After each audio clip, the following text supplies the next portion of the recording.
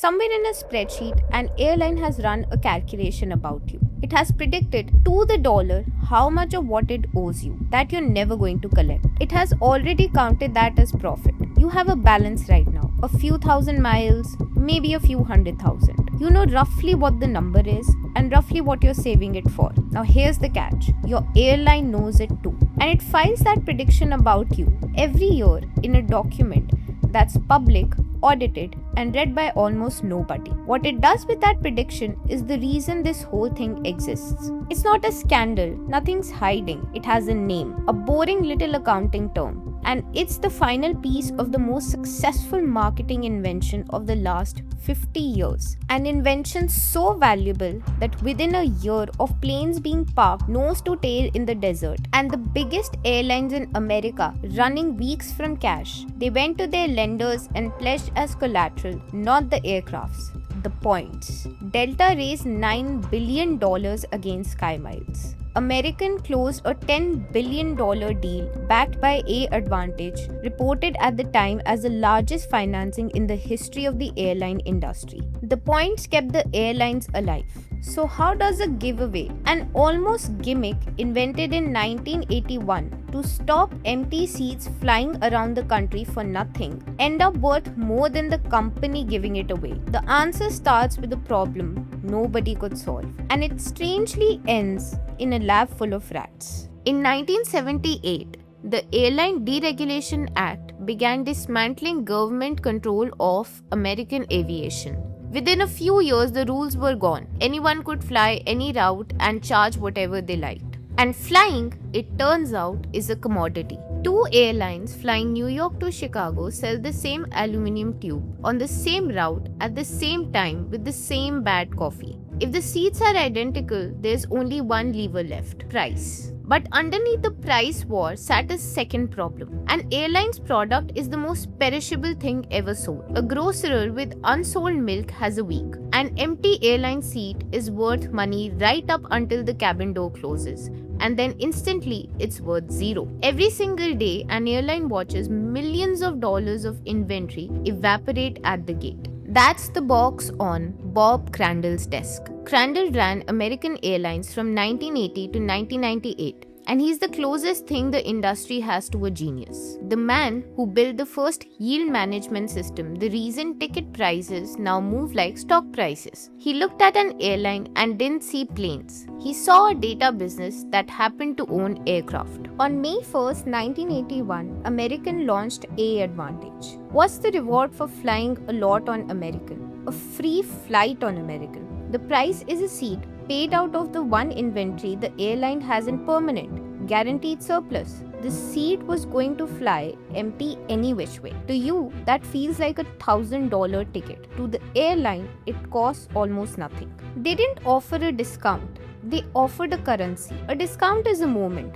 spent, gone, leaving nothing behind. A currency, on the other hand, accumulates. It sits in an account with your name on it. The second you have a balance, flying a competitor isn't choosing another airline anymore. It feels like walking away from money you already own. You felt that. That's the whole design. Even the launch tells you what kind of thinking this was. American didn't advertise. They went into Sabre and searched their own reservation system for recurring phone numbers to find who was already flying with them constantly. Then they pre-enrolled the most frequent flyers and mailed them an account number. Those people didn't join. They were informed they were already members with a balance waiting for them. Following this, United launched Mileage Plus less than a week later. Within a few years, nearly every major airline had one. But that leaves a real question, and this one is about you. Why do otherwise rational adults book worse flights at worse times for more money to collect these things? Doesn't sound rational, right?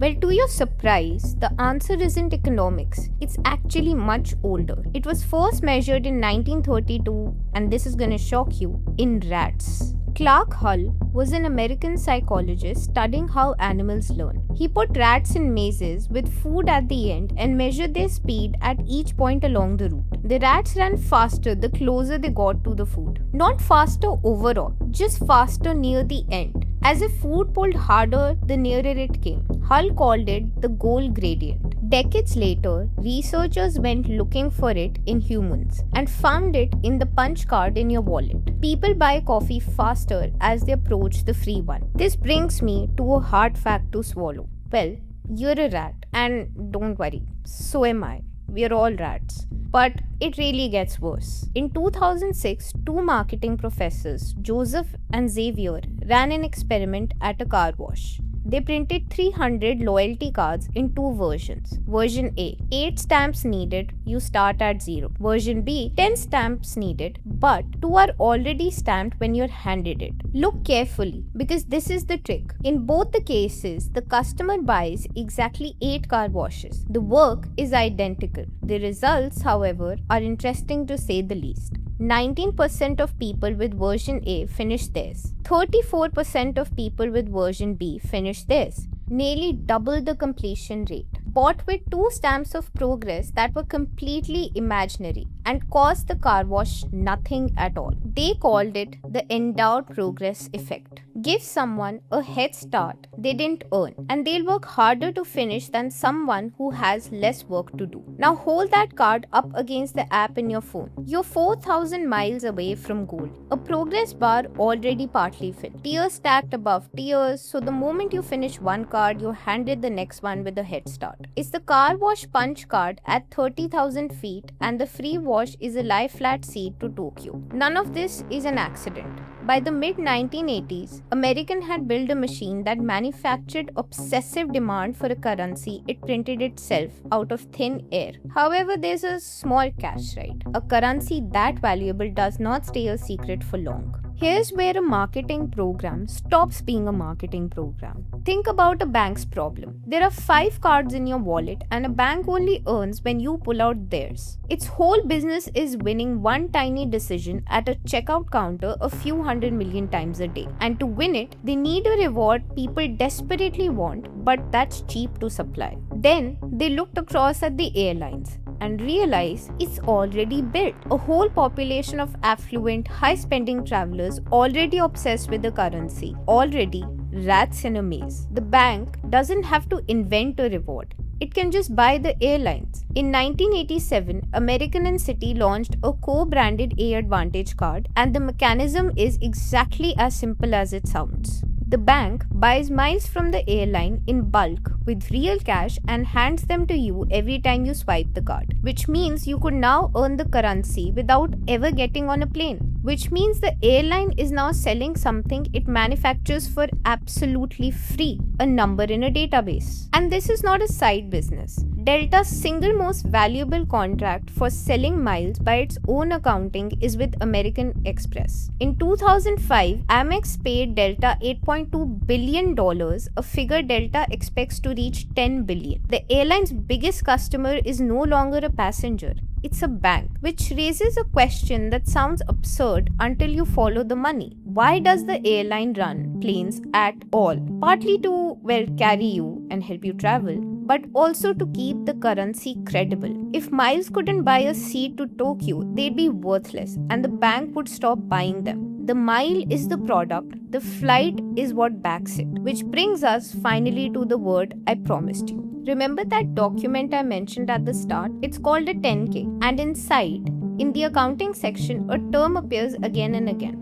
Breakage. Here's what it means. When you earn miles, the airlines can't book that as profit because it owes you something. So your balance sits on their balance sheet as a liability, money that company owes you, unless, you never spend it. So the airlines run a statistical model on their own members to estimate what share of those miles will never be redeemed, how many will sit in dormant accounts, how many belong to people who lost interest, forgot, or just died. And that portion, the miles they've calculated you are never going to come back for, gets recognized as revenue. They have already counted as profit the money they've decided you will never spend. And it isn't hidden. Delta's filings say it, Americans' filings say the same. It's audited, disclosed, it's just written in a language designed to be, well, skipped because it's boring. These are not small numbers. By the end of 2020, Americans' loyalty liability had crossed $9 billion.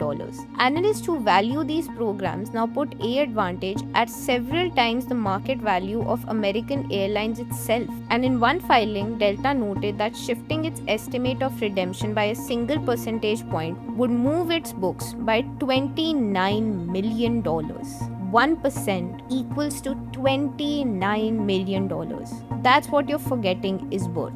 Which is when you realize what this thing actually became. American didn't build a loyalty program in 1981. Without quite meaning to, it became a central bank. It prints a currency out of nothing and sells it wholesale by the billion to actual banks. Its citizens, you, work to earn it. And it can print more whenever it likes, which is why the seat to Tokyo keeps costing more miles than it used to. It's not a glitch, that's inflation. Except no central bank on earth operates like this one, because this one profits when its citizens don't spend. In 2024, the US Transportation Secretary put it about as plainly as a government official can. Americans treat their balances like savings. He said, but unlike savings, they're controlled by a company that can unilaterally change their value. And if you want to see how completely the money business swallowed the airline business, go back to the desert in spring 2020. Nobody was flying, but people were still swiping their cards on groceries and banks were still buying miles by the billion. The airline had stopped, the central bank hadn't. That's why they pledged the points and not the plane. So if you're a marketer, here are 3 things to steal.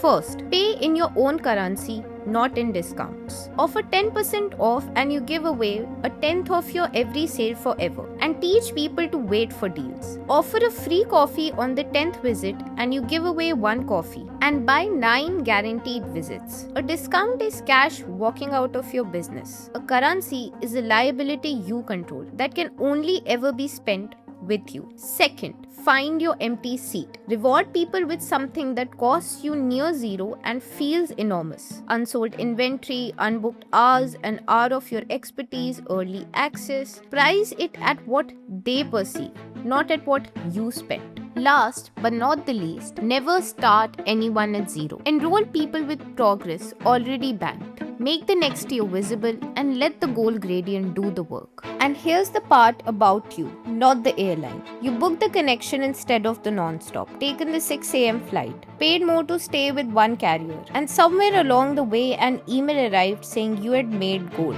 And you felt something, a small, ridiculous flicker of pride. So look at what you actually won. A word, a row of pixels and a slightly different colored card invented by a marketing department in Texas, costing them almost nothing to grant. And it felt like winning. That's the trick. It was never really about airlines. The most powerful thing marketing ever learned to do isn't to sell you something. It's to invent a currency, convince you it's worth having, and let you do the work of earning it. You were never the customer being rewarded. You were the demand that made the currency worth printing. So go back and check your balance, the one we started with. Look at that number sitting there patiently, doing nothing. Somewhere in a spreadsheet, a model has already made a prediction about it. And in most cases, the prediction is that you will never spend it. That's the hidden marketing behind frequent flyer miles. There's always more hiding in plain sight. So I'll see you in the next one.